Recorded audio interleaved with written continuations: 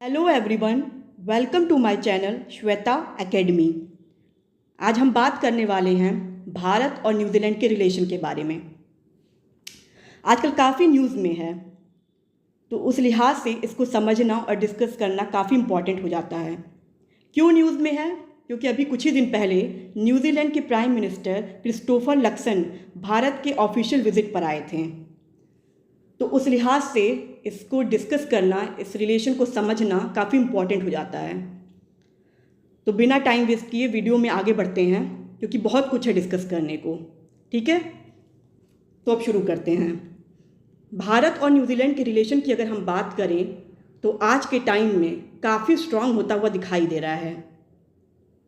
इन दोनों ही कंट्रीज़ का हिस्ट्री और कोऑपरेशन काफ़ी डीप है। भारत एक इमर्जिंग ग्लोबल पावर, चाहे वो इकोनॉमिक ग्रोथ हो, डेवलपमेंट हो, एनर्जी लीडरशिप हो या जियो पॉलिटिकल इन्फ्लुएंस हो, इंडिया की ग्लोबल प्रेजेंस को काफ़ी मजबूत बना रहा है। वहीं अगर दूसरी तरफ न्यूजीलैंड की बात करें तो न्यूजीलैंड इंडो पैसिफिक का एक शांति प्रिय देश है, लेकिन स्ट्रैटेजिक। अब क्यों स्ट्रैटेजिक है, आइए वो जानते हैं। क्योंकि वो अपने स्ट्रैटेजिक इंटरेस्ट को ध्यान में रखते हुए रीजनल सिक्योरिटी और कोऑपरेशन में काफ़ी एक्टिव है। लेकिन अब समझने वाली बात ये है कि क्या ये संबंध सिर्फ ट्रेड और क्रिकेट तक ही सीमित है, या फिर Indo Pacific security, climate change और ग्लोबल डिप्लोमेसी तक बढ़ चुका है। आज हम इस वीडियो में इस चीज़ को समझेंगे और साथ ही हालिया बैठक जो हुई थी उसको भी लेकर हम डिस्कस करेंगे, और साथ में क्या क्या फ्यूचर में संभावनाएं हैं उसको भी हम देखेंगे। ठीक है, तब आगे बढ़ते हैं। अगर हम भारत और न्यूजीलैंड के बीच के संबंध की बात करें तो सिर्फ आज की बात नहीं है, बल्कि इनका एक बहुत ही गहरा इतिहास रहा है। कैसे? क्योंकि ये दोनों ही देश ब्रिटिश एम्पायर का हिस्सा रह चुके हैं, और आज के समय में दोनों देश डेमोक्रेसी, रूल ऑफ लॉ और ग्लोबल कोऑपरेशन जैसे शेयर्ड वैल्यूज़ पर काम कर रहे हैं। अगर हम बायलैटरल रिलेशन की बात करें तो ट्रेड, एग्रीकल्चर, टेक्नोलॉजी और फार्मास्यूटिकल्स, फूड प्रोसेसिंग जैसे सेक्टर्स में दोनों देश साथ मिलकर काम कर रहे हैं। इसके अलावा अगर हम इंडियन डायस्पोरा की बात करें तो इंडियन डायस्पोरा जो न्यूजीलैंड की टोटल पॉपुलेशन का लगभग 6% है, और ये चीज़ दोनों ही देशों के बीच कल्चरल और इकोनॉमिक टाइज को और मजबूत बनाता है। ठीक है, तो दोनों ही देश Indo Pacific security, climate initiatives, cyber security जैसे स्ट्रेटेजिक एरियाज में भी साथ मिलकर काम कर रहे हैं। अगर हम रिसेंट डेवलपमेंट को देखें तो ट्रेड एग्रीमेंट्स हुए हैं और डिफेंस कोऑपरेशन भी हो रहा है। तो ट्रेड एग्रीमेंट और डिफेंस कोऑपरेशन को और बढ़ाने पर भी जोर दिया जा रहा है। ठीक है, अब आते हैं हिस्टोरिकल बैकग्राउंड पर और बायलैटरल रिलेशन पर, क्योंकि किसी भी चीज़ को समझने के लिए पहले उसकी हिस्ट्री जानना बहुत ज़रूरी है। तो शुरुआत होती है, तो अगर हम इतिहास की बात करें तो इतिहास में देखें तो इंडिया और न्यूजीलैंड दोनों ही ब्रिटिश एम्पायर का हिस्सा रह चुके हैं, लेकिन इनका जो कॉलोनियल अनुभव था वो काफ़ी अलग था। इनका कॉलोनियल एक्सपीरियंस काफ़ी अलग रहा है। अब ये क्यों रहा है, ये भी एक बहुत इम्पॉर्टेंट टॉपिक है। तो अगर आप चाहेंगे तो मैं इस पर भी एक अलग से वीडियो बना दूंगी, तो आप प्लीज़ मुझे कमेंट में बताइएगा, क्योंकि एक ही वीडियो में सब कुछ कवर करना पॉसिबल नहीं है। तो आप मुझे अगर आप कहेंगे, अगर आपको चाहिए होगा तो मैं इस पर भी एक वीडियो बना दूंगी। ठीक है, तो अब आगे बढ़ते हैं। तो दोनों देशों के बीच जो डिप्लोमेटिक रिलेशन है वो 1952 यानी 1952 में इस्टेब्लिश हुआ था। इंडिपेंडेंस के बाद दोनों ही देश के बीच जो रिलेशन था वो काफ़ी कॉर्डियल था, मतलब इतना डीप नहीं था, इतना एक्सटेंसिव नहीं था, लेकिन धीरे धीरे ग्रेजुअली अगर हम आज तक उस टाइम से लेकर आज तक बात करें तो संबंध लगातार सुधर ही रहे हैं। ठीक है, इंडिया के इकोनॉमिक ग्रोथ के बाद न्यूजीलैंड के साथ उसका डिप्लोमेटिक और इकोनॉमिक रिलेशन काफ़ी घनिष्ठ हुआ है, और अब trade, education, sports, specially cricket की बात करें और कल्चरल टाइज की बात करें तो उसमें भी ग्रोथ देखी जा रही है। आज के समय में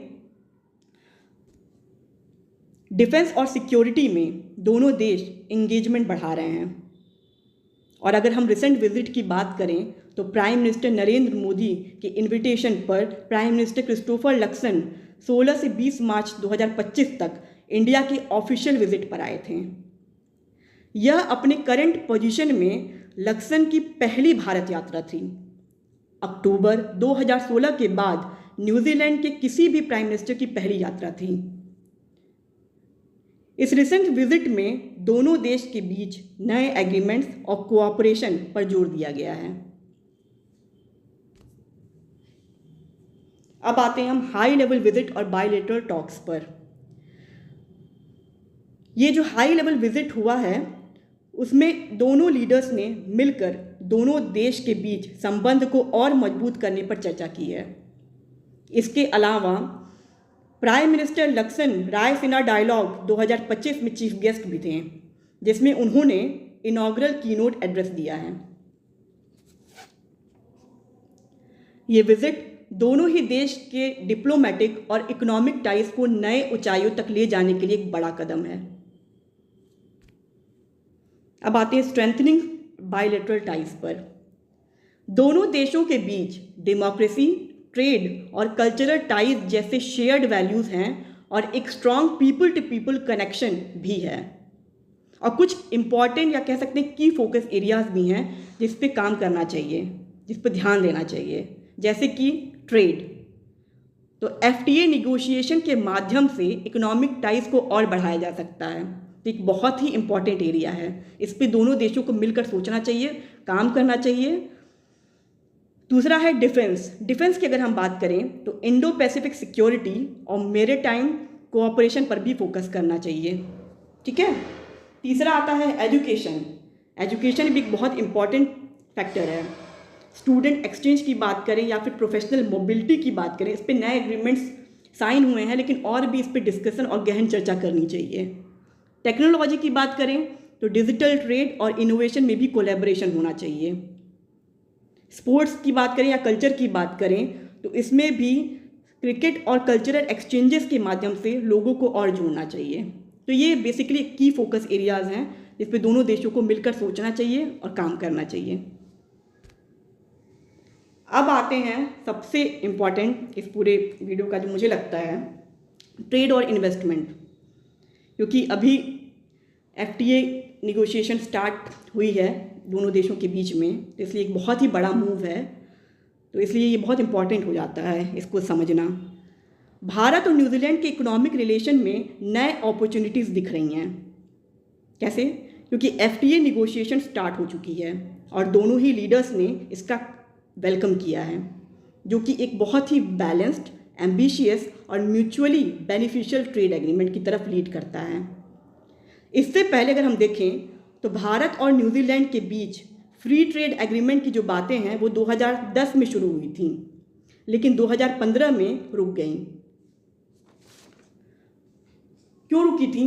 क्योंकि इंडिया ने न्यूजीलैंड के डेयरी और एग्रीकल्चरल एक्सपोर्ट्स पर हाई टैरिफ लगा दिया था, ताकि अपनी लोकल इंडस्ट्रीज और स्मॉल फार्मर्स को सुरक्षित रखा जा सके। लेकिन अब इसको समझना चाहिए। अच्छा, पहले ये समझते हैं कि FTA है क्या, फ्री ट्रेड एग्रीमेंट है क्या। तो फ्री ट्रेड एग्रीमेंट का मतलब होता है कि एक ऐसा एग्रीमेंट होता है जो दो या ज़्यादा देशों के बीच, जिससे वो अपने ट्रेड बैरियर्स जैसे कि टैरिफ हुआ या कोटाज हुआ उसको कम कर सकते हैं। इसका जो मेन पर्पज़ है वो है ट्रेड को बढ़ावा देना या फिर इकोनॉमिक ग्रोथ को बूस्ट करना, ताकि जो गुड्स और सर्विसेज हैं वो एक दूसरे देश में सस्ती और आसानी से पहुंच सकें। ठीक है, तो ये है बेसिकली फ्री ट्रेड एग्रीमेंट। अब अगर हम बात करें कि क्यों आखिर FTA निगोशिएशन रुक गया या फिर फाइनलाइज नहीं हो पाया, तो इसको भी समझना है। क्योंकि 2010 में ये शुरू हुआ था, जैसे मैंने पहले बताया, और 2015 में रुक गया क्योंकि दोनों तरफ से एग्रीमेंट नहीं हो पाया। क्यों नहीं हो पाया समझते हैं। क्योंकि न्यूजीलैंड जो एक बड़ा डेयरी एक्सपोर्टर है, वो चाहता था कि उसके डेयरी प्रोडक्ट्स इंडिया में ईजिली बिक सकें, लेकिन इंडिया के अपने कंसर्न थे। क्योंकि इंडिया अपने लोकल डेयरी फार्मर्स को प्रोटेक्ट करना चाहता था, इसलिए डेयरी मार्केट ओपन करने से हेजिटेट किया। और सिर्फ डेयरी ही नहीं, और भी इश्यूज़ हैं, जैसे कि टैरिफ की बात करें या मार्केट एक्सेस की बात करें, तो टैरिफ और मार्केट एक्सेस जैसे और भी मुद्दे थे जो एग्रीमेंट को रोक रहे थे। लेकिन अब एक डेकेड के बाद मार्च 2025 में दोनों देश FTA टॉक्स दोबारा शुरू कर रहे हैं, जो कि अब ये दिखा रहा है कि ट्रेड और इकोनॉमिक टाइज को बढ़ाने में दोनों ही देश इंटरेस्टेड हैं। अब अगर हम रिसेंट मीटिंग में देखें तो हॉर्टिकल्चर, फॉरेस्ट्री और डिजिटल पेमेंट जैसे नए सेक्टर्स में भी कोलैबोरेशन देखने को मिला है। डायरेक्ट फ्लाइट्स की बात की गई है बिटवीन इंडिया एंड न्यूजीलैंड, तो direct flights between India and New Zealand शुरू करने पर भी डिस्कशन हुआ है। अब आते हैं डिफेंस और सिक्योरिटी कोऑपरेशन में। तो दोनों ही देश अब डिफेंस और सिक्योरिटी कोऑपरेशन में आगे बढ़ रहे हैं। तो डिफेंस की बात करें तो इसमें कोऑपरेशन पहले कम था, इंडिया और न्यूजीलैंड के बीच में कम रहा है, लेकिन अब मीटिंग में ये चीज़ निकल के आया है कि ये लोग अब इसको और बढ़ाना चाहते हैं और कोऑपरेट करना चाहते हैं। तो ज्वाइंट मिलिट्री एक्सरसाइजेज और पोर्ट कॉल्स को बढ़ाया जा रहा है। MOU on defence cooperation sign किया गया है, जो कि एक स्ट्रक्चर्ड इंगेजमेंट को प्रमोट करेगा। वहीं अगर देखें तो इंडिया का कंबाइंड मैरीटाइम फोर्सेस CMF में शामिल होना जो इंडो पैसिफिक मैरीटाइम सिक्योरिटी को और स्ट्रॉन्ग करेगा। तो ये था आपका डिफेंस और सिक्योरिटी कोऑपरेशन। अब आते हैं आपका साइंस, टेक्नोलॉजी और क्लाइमेट कोऑपरेशन में। तो इसमें डिजास्टर मैनेजमेंट और टेक्नोलॉजी इनोवेशन के एरियाज में भी दोनों देश साथ मिलकर काम कर रहे हैं।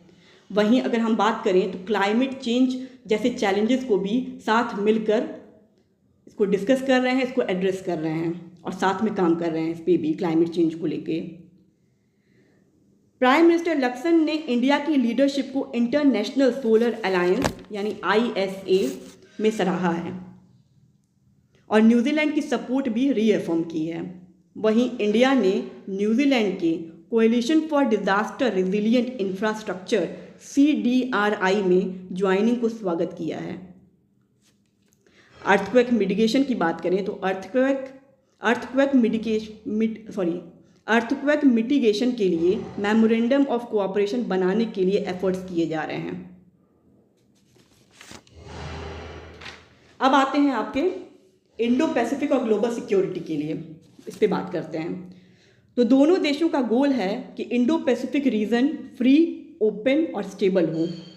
ये दोनों ही कंट्रीज़ की प्रायोरिटी हैं, जिसमें वो रीजनल पीस और स्टेबिलिटी को प्रमोट करते हैं।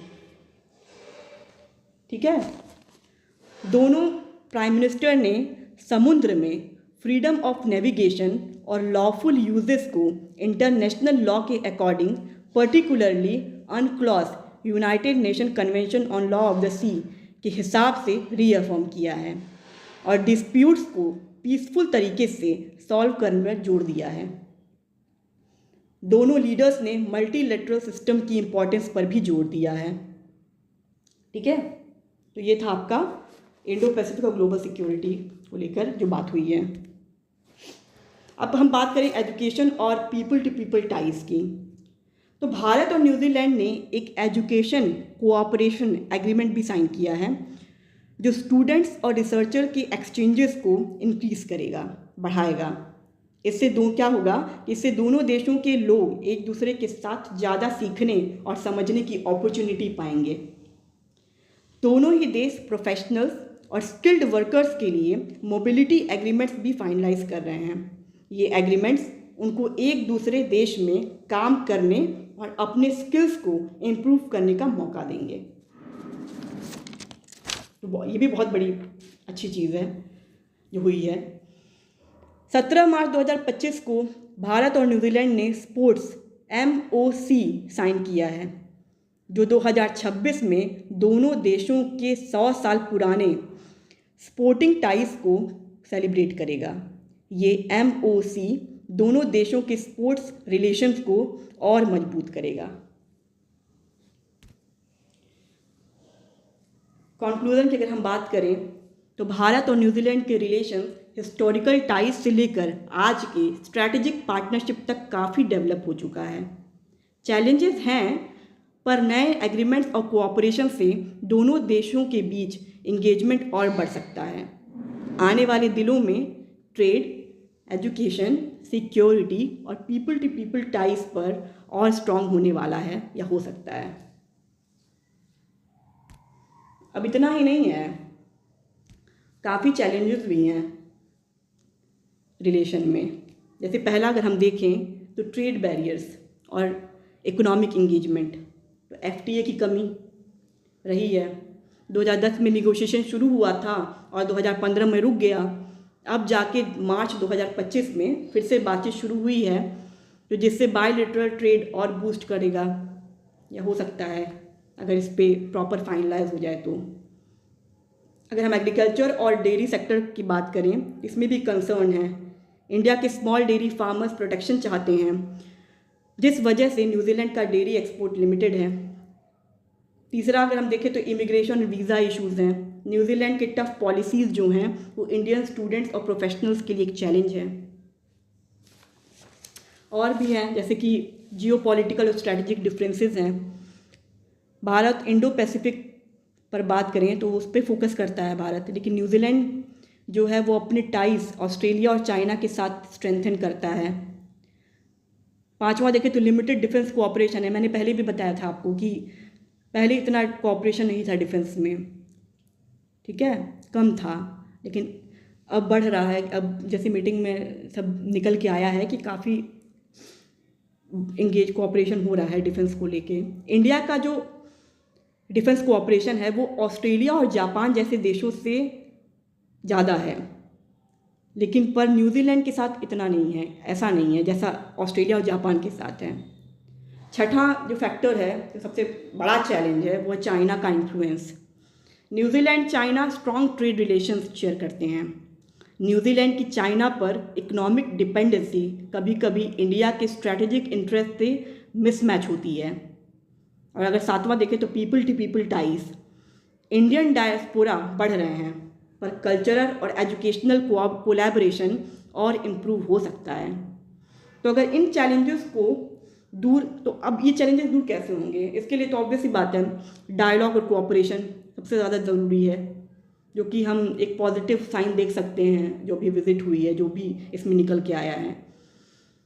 तो डायलॉग कोऑपरेशन से चीज़ें सॉल्व हो सकती हैं, जिसमें सबसे इम्पॉर्टेंट है FTA टॉक्स और स्ट्रेटजिक पार्टनरशिप इसमें मदद कर सकती है। अब बात करें फ्यूचर रोड मैप की, तो अब क्या, तो अब आगे क्या? तो भारत और न्यूजीलैंड के बीच जो नए एरियाज़ में कोऑपरेशन किया जा सकता है ताकि और मजबूती आ सके रिश्तों में। अब कैसे किया जा सकता है? तो ट्रेड और इन्वेस्टमेंट, FTA को फाइनलाइज करके इकोनॉमिक टाइज को और स्ट्रॉन्ग बनाया जा सकता है। दूसरा हम देखें तो एजुकेशन और वर्कफोर्स, स्टूडेंट्स और स्किल्ड प्रोफेशनल्स के लिए और अपॉर्चुनिटीज़ लाए जा सकते हैं। वहीं अगर हम देखें तो रिन्यूएबल एनर्जी की बात करें तो ISA इंटरनेशनल सोलर अलायंस और ग्रीन टेक में कोलैबोरेशन किया जा सकता है। डिफेंस और सिक्योरिटी की अगर हम बात करें तो इंडो पैसिफिक और मैरीटाइम सिक्योरिटी में भी और डीपर इंगेजमेंट किया जा सकता है और होना चाहिए भी। स्पोर्ट्स और कल्चर की अगर हम बात करें तो इसमें भी टूरिज़्म को, स्पोर्ट्स को, कल्चर को बढ़ावा देना चाहिए, कल्चरल एक्सचेंजेस को। तो अब इन सब चीज़ों से अगर ये सब चीज़ें अच्छे से होती हैं तो ऑब्वियस ही बात है और स्ट्रेंथन होगा रिलेशन, और भी हमारी इकोनॉमी, उनकी इकोनॉमी दोनों ही इक्विटेबल बेनिफिट शेयर कर सकेंगे, तो म्यूचुअल बेनिफिट होगा दोनों तरफ से। तो अब ये सब कैसे हो सकता है? ये सब डायलॉग और कोऑपरेशन से हो सकता है। इस जो भी इश्यूज़ हैं, जो भी चैलेंज है, चाहे आपके डेयरी को लेके हो, चाहे जो भी ट्रेड इम्बैलेंस है उसको लेके हो, तो इस पर अगर हम इन सारी चीज़ों, इन सारे इश्यूज़ को अगर एड्रेस किया जाए और सॉल्व कर लिया जाए तो अच्छा ही है, ठीक है। तो ये फ्यूचर रोड मैप है, वे फॉरवर्ड। तो बस आज की वीडियोस में इतना ही। तो अगर आपको ये वीडियो पसंद आया हो तो प्लीज़ लाइक शेयर ज़रूर करें और सब्सक्राइब करना ना भूलें। और अगर आपको ये वीडियो पसंद आया हो तो कमेंट में ज़रूर बताइएगा, ठीक है। तो आज के लिए बस इतना ही। Thank you.